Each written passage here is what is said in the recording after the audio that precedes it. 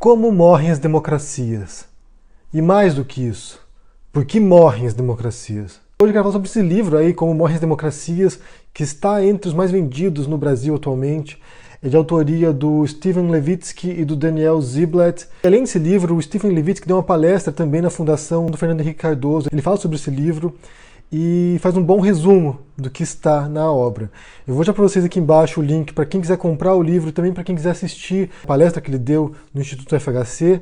E vou deixar o link para vários outros artigos que serviram para apoiar esse vídeo aqui, para suportar teoricamente esse vídeo. Porque eu não vou usar como referência apenas o livro do Levitsky e do Ziblatt, mas também esses outros artigos que possuem visão semelhante, têm uma ótica um pouco mais voltada para a América Latina em alguns casos e também apresentam outras possibilidades de interpretação sobre como morrem as democracias. O fato é que nesse momento, no mundo inteiro, há um retrocesso das democracias. Elas voltaram a ser populares, voltaram à atividade a partir dos anos 70 em diante, porque ao longo da segunda metade do século XX houve uma tendência autoritária pelo mundo, se iniciou com o bloco soviético, se espalhou pela Ásia, se espalhou pela América Latina, começando no Brasil, e depois que muitos países pelo mundo se tornaram autoritários, antidemocráticos, começou um processo de redemocratização pelo mundo, iniciado em Portugal e que aos poucos foi se espalhando também e atraindo novos países para esse processo eleitoral democrático. E agora, 2018, o caminho inverso. Então começa um novo ciclo de autoritarismo,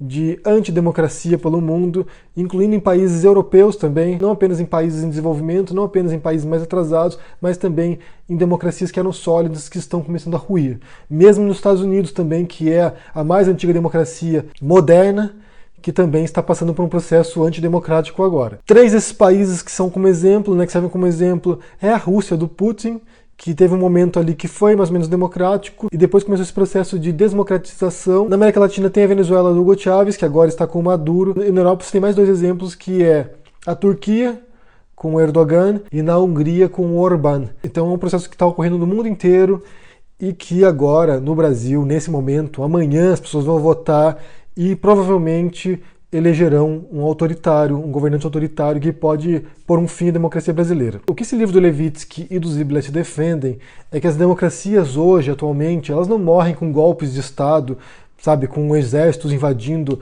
o palácio governamental e matando o presidente, ou prendendo o presidente, ou exilando. As democracias morrem de dentro para fora. Elas morrem lentamente, gradualmente, e as pessoas não percebem que ela morreu. Então você tem eleições ainda, você tem partidos políticos, você tem às vezes até uma troca de poder dentro do governo, mas a democracia está morta. Você já está no regime autoritário, onde é apenas uma fachada, onde a eleição é apenas para inglês ver. Como é o caso da Venezuela, por exemplo. Há eleições, você tem troca de deputados, você tem troca de parlamentares, mas em última instância é um governo autoritário, é um governo antidemocrático, é um governo onde não há liberdades individuais em vários aspectos. A imprensa não é livre, os intelectuais são perseguidos, opositores são mortos ou perseguidos também. Então você tem um regime que na superfície parece ser democrático, mas que na prática não é. E é o caso da Rússia também. A Rússia é exatamente o mesmo caso. Parece que é uma democracia, existem eleições, mas o Putin está lá há muito tempo já e as eleições são apenas uma fachada. São apenas para dizer que é uma democracia, mas de fato não é. Para explicar como é que ruem as democracias hoje, como é que elas se desintegram, eu vou citar um trecho aqui de um artigo chamado The State and Democracy Breakdowns, Who, How and Why. E eles exploram esse fim das democracias e nesse ponto eles discordam do livro do Levitsky e do Ziblatt. Eles acham que ainda hoje, eles apresentam alguns exemplos disso, que ainda hoje você tem golpes de Estado, tanto militares quanto civis, mas tem vários modos através dos quais democracias morrem. Então eu vou citar aqui o trecho deles. Há 4 tipos de colapso democrático relacionados ao Estado. 1. Uma guerra civil que postega indefinidamente as eleições, ou seja, o Estado entra em colapso de fato, facções brigando, então não há eleições mais. 2. Um golpe de Estado pelas Forças Armadas estatais. Isso é quando o exército toma o poder, como ocorreu no Brasil em 64. E tira o presidente e põe um presidente militar ou uma junta militar como na Argentina. 3. Um golpe de Estado paramilitar por força de oposição. Esse foi o caso na Itália fascista e na Alemanha nazista. Você tem um golpe de Estado paramilitar. Nesse caso tiveram apoio dos militares de fato, mas quando é um grupo paramilitar, um grupo que não é militar, que assume o controle do Estado. E 4, uma tomada incumbente através da qual o executivo em exercício mina as instituições democráticas. E este último caso aqui é o mencionado pelo Levitsky e pelo Ziblatt, que é quando, dentro do governo, o presidente, quem está no poder, os parlamentares, minam as instituições e destroem a democracia de dentro para fora, corroem a democracia e ela chega a um fim sem você perceber. No livro Como Morrem as Democracias, ele apresenta uma das principais estratégias para evitar com que as democracias morram. E essa é evitar com que personalidades autoritárias, com que governantes autoritários cheguem ao poder, consigam chegar ao centro do poder. E como fazer isso? Identificando essas pessoas e neutralizando-as. Então vou citar um trecho do livro aqui para fazer isso, né? Quem é o autoritário na democracia? 1. Aquele que rejeita em palavras e ação as regras democráticas do jogo. 2. Nega a legitimidade dos oponentes. 3. Tolera ou encoraja a violência. Ou 4. Indica a disposição para suprimir as liberdades civis dos oponentes, incluindo da mídia. Esses 4 elementos aqui, essas 4 características, você pode identificar no Bolsonaro, por exemplo. Ele é alguém que rejeita as regras democráticas do jogo. Se você fosse hoje o presidente da República, você fecharia o Congresso Nacional? Não há a menor dúvida, daria golpe no mesmo dia. No mesmo dia. Não funciona. E tenho certeza que pelo menos 90% da população ia fazer festa e bater palma, que não funciona. O Congresso hoje em dia não serve para nada, xará. Só vota o que o presidente quer. Se ele é a pessoa que decide, que manda, que tripudia em cima do Congresso, deu logo um golpe, pô. Parte logo para a ditadura. Através do voto, você não vai mudar nada nesse país. Tá? Nada, absolutamente nada. Ele é alguém que diz que não vai aceitar o resultado da urna, que se ele não ganhar, a urna foi fraudada. Ele é alguém que rejeita as regras do jogo. Ele não aceita o processo democrático, ele não aceita a eleição como válida, porque para ele isso aqui já está fraudado. É um jogo que se ele perder é porque houve fraude. Ele não aceita a derrota, porque para ele já ganhou. Já tem uma característica do Bolsonaro. 2. Ele nega a legitimidade dos oponentes. Ele diz, por exemplo, que o Lula, que o Haddad são criminosos, que os petralhas devem ser expulsos do Brasil, devem ser perseguidos. Só que a faxina agora será muito mais ampla. Esses marginais vermelhos serão banidos de nossa pátria. Petralhada, vai tudo vocês pra ponta da praia. Vocês não terão mais vez em nossa pátria. Será uma limpeza nunca visto na história do Brasil. Ele é alguém que nega a existência do PT. É um partido criminoso, corrupto e que não pode participar das eleições. Ele não aceita o oponente. Tanto que ele foge dos debates agora porque ele diz que ele não vai debater com um falso candidato, que seria o Haddad, que o verdadeiro candidato é o Lula. Ou porque ele não tem razões para debater com essas pessoas porque eles não são legítimos. 3. Tolera ou encoraja a violência. Ele é alguém que constantemente encoraja a violência, que fomenta a tortura, que fomenta a guerra civil, como já tem casos que ele falou aqui. Só vai mudar, infelizmente, quando um dia nós partimos para uma guerra civil aqui dentro. Né? E fazendo um trabalho que o regime militar não fez, matando uns 30 mil. Começando com o FHC. Não deixar para fora, não. Matando. Se vai morrer alguns inocentes, tudo bem. Tudo quanto é guerra, morre inocente. Então, em alguns momentos, como deputado, nesse salão dentro da Câmara, o grupo de extermínio é bem-vindo. Vamos fuzilar a petralhada aqui do Acre, hein?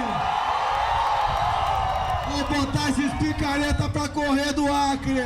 Quando houve casos de violência de eleitores do Bolsonaro contra oponentes políticos, ele passa pano para essas pessoas, ele minimiza esse tipo de coisa. Ou 4, indica a disposição de suprimir a liberdade civil dos oponentes. E ele fez isso literalmente. No domingo passado ele fez isso, disse que vai expulsar, vai perseguir os vermelhos, ele disse que vai perseguir a imprensa de fake news. Sem Folha de São Paulo! Nós ganharemos essa guerra! Queremos a imprensa livre, mas com responsabilidade. A Folha de São Paulo é o maior fake news do Brasil. Imprensa vendida! Meus pêsames! Que é justamente aquela que apresenta os fatos contra ele.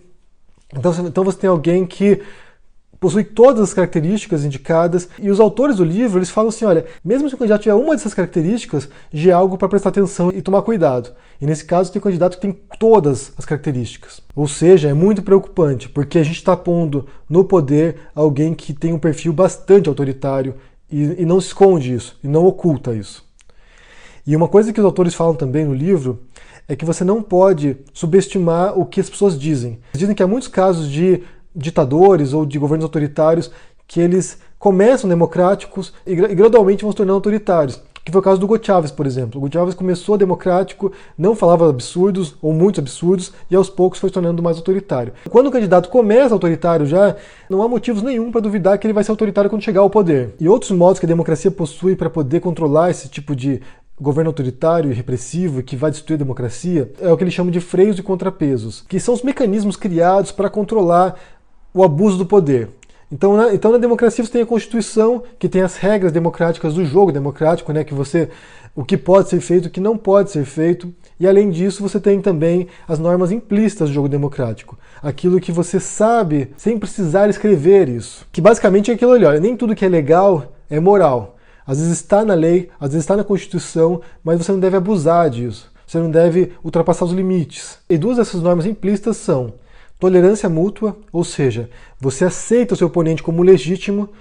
Se você ganhar ou se você perder, você aceita a existência do oponente, do controverso, do contraditório. Então vamos supor que você é um partido de esquerda, você ganha o poder e nem por isso você vai perseguir os partidos de direita. E vice-versa também. Esse é o jogo democrático. A maioria aceita a existência da minoria e não persegue essa minoria, e quem perdeu também aceita a vitória da maioria. Isso é um caso que o Bolsonaro não faz. Ele diz que se ganhar vai perseguir a minoria vai ter que se curvar ou desaparecer. Vamos fazer o Brasil para as maiorias! As minorias têm que se curvar às maiorias! A lei deve existir para defender as maiorias! As minorias se adaptam ou simplesmente desaparecem! E a outra regra é o autocontrole institucional, que é quando você tem o poder e mesmo assim você opta por não usar o poder. Mesmo se você puder fazer uma coisa, você se controla. E isso serve de exemplo para outros governantes, para outros políticos também. Mas isso é algo que você só descobre quando a pessoa tem poder nas mãos também. A grande advertência desse livro do Levitsky e do Ziblatt é que as democracias morrem lentamente. Então você vai aos poucos polarizando o debate e os oponentes vão deixando de reconhecer o oponente como legítimo. E quando chega nesse ponto, ou é preciso que haja uma coligação de elites que refundem a democracia, que voltem um passo atrás e comecem a amenizar as diferenças, porque a democracia é uma jornada dos polos para o centro. Então, basicamente, os governantes deveriam ser aqueles que moderam o tom e que aceitam a legitimidade do outro. Quando você tem um extremo que vem para o centro sem a moderação, sem aceitar o jogo democrático, isso é extremamente perigoso, isso põe em risco a democracia. Num dos artigos que eu vou linkar aqui, ele fala sobre a importância das elites. E quem são as elites? As elites são os governantes, os deputados, os presidentes, os senadores que estão no jogo democrático, são os industriais, a imprensa, são todos aqueles que participam do jogo político de algum modo e que influenciam esse jogo político. E é muito importante que as elites não aceitem os radicais, não aceitem os extremistas. Quando eles fazem isso, eles normatizam o extremismo e isso afeta profundamente as estruturas democráticas. Quando você tem as elites que se unem para defender o jogo democrático, para defender as instituições, e nesse momento aqui, isso implicaria, por exemplo, que opositores se unissem contra o extremo. Vamos supor aqui que você viesse com o Ciro Gomes, que se omitiu, que se silenciou, que você viesse com o Alckmin, que você viesse com o Fernando Henrique, por exemplo, que se unisse em torno da figura do Haddad para defender a democracia, isso seria pôr de lado as diferenças em prol de algo maior, em prol da sobrevivência da democracia. Mas isso é preciso um comprometimento das instituições e dessas elites em manter esse jogo funcionando. Porque o jogo da democracia não é um jogo para vencer no final, é um jogo para manter o jogo funcionando. Porque quem vence sabe que daqui a 4 anos pode ser outro que vença, e isso vai se alternando, sabe, perpetuamente. Quando isso não ocorre, quando um não aceita a existência do outro no poder, então o jogo acabou. O jogo acabou e ele rui. Por isso que é importante esse comprometimento dessas forças políticas, dessas elites, para manter esse jogo intacto e funcionando. Porque é um jogo frágil. É um jogo frágil, é um jogo instável e que em qualquer momento pode ser abalado por uma força externa extremista que vai derrubar tudo. Uma das grandes preocupações do mundo inteiro, e eu falei sobre isso no vídeo sobre as reportagens no exterior sobre o assunto, sobre o Bolsonaro, é o poder de contágio dessas rupturas democráticas. Eu vou citar um artigo chamado Facing Up to the Democratic Recession, que ele fala sobre o caso da América Latina. Ele diz o seguinte: a Revolução Cubana encorajou a formação de movimentos revolucionários de esquerda por boa parte da América Latina, por sua vez instigando uma contra-reação direitista. Nos anos 60 e 70, a doutrina de segurança nacional, que justificou golpes militares e regimes autoritários, como um modo para conter ameaças esquerdistas, se disseminou pelo hemisfério. O estabelecimento de uma ditadura militar brasileira bem-sucedida, entre aspas, em 64, ela estimulou o crescimento econômico e suprimiu a esquerda, fez com que as forças armadas do Cone Sul ficassem mais propensas a acreditar que elas também poderiam governar com sucesso. Ou seja, a Revolução de 64, o golpe militar de 64, para enfrentar as forças comunistas, para evitar com que os países latino-americanos virassem uma nova Cuba, estimulou países vizinhos a também fazerem um golpe militar, a também instaurarem regimes militares, e isso serviu de exemplo. Então uma grande preocupação hoje é que um governo autoritário brasileiro, na figura do Bolsonaro ou de quem assumir lá depois dele, após essa corrosão da democracia brasileira, estimule países vizinhos do Cone Sul, da América Latina, a também entrarem nesse tipo de regime autoritário, que é uma tendência mundial nesse momento. Há um retrocesso das democracias. E o que acontece quando morre a democracia? Você tem perseguição política, você tem morte de opositores, tortura de opositores, você tem exílio de opositores, você tem uma série de abusos de direitos humanos e que violam direitos básicos dos cidadãos. Como morrem as democracias? Estamos prestes a descobrir isso no Brasil de novo, mais uma vez. Eu recomendo que vocês leiam esses artigos aqui, se você souber inglês, todos eles estão em inglês, e também o livro do Levitsky e do Ziblatt, Como Morrem as Democracias. Vou deixar um link na descrição aqui, caso você queira conferir o livro e comprar. Leiam esses artigos, são bastante interessantes. E amanhã, deem um voto pela democracia. Vale a pena ter liberdade, vale a pena poder falar o que você pensa, vale a pena você não ser torturado, não ser morto, não ser perseguido porque você é oposição. Vale a pena. Então deixa no comentário aqui embaixo o que você pensa sobre isso, deixa o joinha, assina o canal e até mais. Tchau!